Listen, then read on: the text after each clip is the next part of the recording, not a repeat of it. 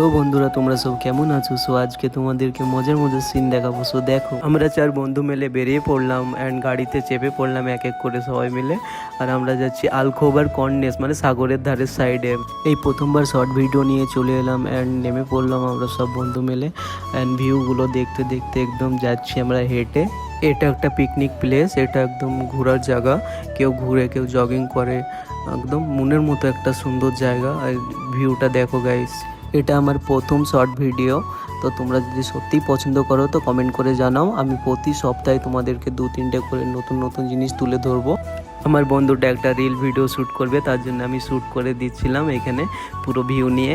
আর এখানকার মসজিদ থেকে নিয়ে, রাস্তাঘাট থেকে নিয়ে এত সুন্দর কি বলার বাইরে।